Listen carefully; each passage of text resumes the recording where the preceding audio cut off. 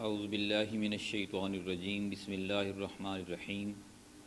وَاقْتُلُوهُمْ حَيْثُ ثَقِفْتُمُوهُمْ وَأَخْرِجُوهُمْ مِنْ حَيْثُ أَخْرَجُوكُمْ وَالْفِتْنَةُ أَشَدُّ مِنَ الْقَتْلِ وَلَا تُقَاتِلُوهُمْ عِنْدَ الْمَسْجِدِ الْحَرَامِ حَتَّى يُقَاتِلُوكُمْ فِيهِ فَإِنْ قَاتَلُوكُمْ فَاقْتُلُوهُمْ كَذَلِكَ جَزَاءُ الْكَافِرِينَ فَإِنِ انْتَهَوْا فَإِنَّ اللَّهَ غَفُورٌ رَحِيمٌ وَقَاتِلُوهُمْ حَتَّى لَا تَكُونَ فِتْنَةٌ وَيَكُونَ الدِّينُ لِلَّهِ فَإِنِ انْتَهَوْا فَلَا عُدْوَانَ إِلَّا عَلَى الظَّالِمِينَ صدق اللہ العظیم۔ ترجمہ: ان سے لڑو جہاں بھی تمہارا ان سے مقابلہ پیش آئے، اور انہیں نکالو جہاں سے انہوں نے تم کو نکالا ہے، اس لیے کہ قتل اگرچہ برا ہے مگر فتنہ اس سے بھی زیادہ برا ہے،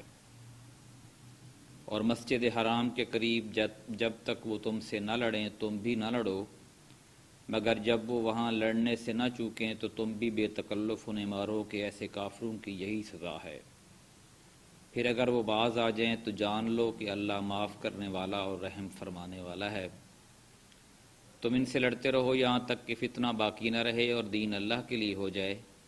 پھر اگر وہ باز آ جائیں تو سمجھ لو کہ ظالموں کے سوا کسی پر دست درازی روا نہیں۔ سامعین کرام، سورہ البقرہ کی آیت نمبر 191 سے لے کر 193 تک آپ کے سامنے تلاوت کی ہے اور ترجمہ پیش کیا ہے۔ مدینہ کے ابتدائی دور کی یہ آیات ہیں جب نبی کریم صلی اللہ علیہ وسلم اور آپ کے جان نثار صحابہ کو اپنا دفاع کرنے کا حق مل گیا۔ ان کی جنگ اگرچہ مادی اغراض کے لیے نہیں تھی، وہ دین حق کی راہ میں مزاحمت کرنے والوں کے خلاف تھی، اور یہاں پہ جو لفظ استعمال ہوا کہ ان سے لڑو جہاں بھی تمہارا ان سے مقابلہ پیش آئے، اور انہیں نکالو جہاں سے انہوں نے تم کو نکالا ہے، اس لیے کہ قتل اگرچہ برا ہے مگر فتنہ اس سے بھی زیادہ برا ہے۔ فتنے کا لفظ جو استعمال ہوا ہے اس کا مطلب یہ ہے کہ اگر کسی گروہ یا شخص کو محض اس بنا پر ظلم و ستم کا نشانہ بنانا کہ اس نے جو رائج الوقت خیالات و نظریات کی جگہ کچھ دوسرے خیالات و نظریات کو حق پا کر قبول کر لیا ہے، اور وہ تنقید و تبلیغ کے ذریعے سوسائٹی کے موجودہ الوقت نظام میں اصلاح کی کوشش کرتا ہے، بلا شبہ انسانی خون بہانا بہت برا فعل ہے،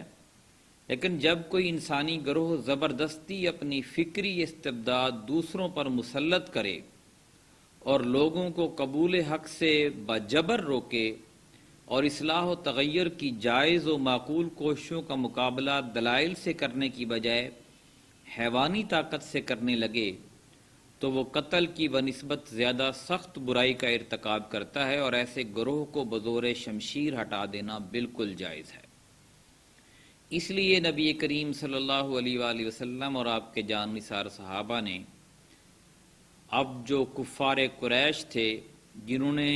ان کو نکالا تھا آپ صلی اللہ علیہ وسلم اور آپ کے ساتھیوں کو، اور اب آپ کو مدینے میں بھی آ کر دھمکیاں لگا رہے تھے، تو اللہ تعالیٰ نے ان کو اجازت دے دی ہے کہ ان کی جو سوچ ہے وہ زبردستی دنیا پر مسلط نہیں ہوگی۔ اگر وہ آپ کے اوپر ظلم و ستم کرتے ہیں تو آپ کو بھی اجازت ہے، لیکن یہ بات اس میں ساتھ یہ بھی فرمائی کہ اگر وہ مسجد حرام کے قریب بھی لڑتے ہیں تو تم بھی ان سے لڑو، اگر ان کو حرمت کا پاس نہیں ہے تو تم بھی اس کا پاس نہ کرو۔ اور تیسری بات یہ کہ اللہ معاف کرنے والا اور رحم فرمانے والا، یعنی اگر وہ باز آ جائیں تو جس خدا پر تم ایمان لائے ہو اس کی صفت یہ ہے کہ بد سے بدتر مجرم اور گناہگار کو بھی وہ معاف کر دیتا ہے، جبکہ وہ اپنی باغیانہ روش سے باز آ جائے، پکی توبہ کر لے۔ یہی صفت تم اپنے اندر بھی پیدا کرو تمہاری لڑائی انتقام کی پیاس بجھانے کے لیے نہ ہو بلکہ خدا کے دین کا راستہ صاف کرنے کے لیے ہو۔ جب تک کوئی گروہ راہ خدا میں مزاحم رہے بس اسی وقت تک اس سے تمہاری لڑائی بھی رہے، اور جب وہ اپنا رویہ چھوڑ دے تو تمہارا ہاتھ بھی پھر اس پر نہ اٹھے۔ اور یہ جو آخری آیت میں فرمایا کہ تم ان سے لڑتے رہو یہاں تک کہ فتنہ باقی نہ رہے اور دین اللہ کے لیے ہو جائے، تو فتنے کا لفظ یہاں پہ جو استعمال ہوا ہے سیاق و سبات سے یہ صاف ظاہر ہوتا ہے کہ یہاں ان آیات میں فتنہ سے مراد وہ حالت ہے جس میں دین اللہ کی بجائے کسی اور کے لیے ہو، اور لڑائی کا مقصد یہ ہے کہ یہ فتنہ ختم ہو جائے اور دین صرف اللہ کے لیے ہو۔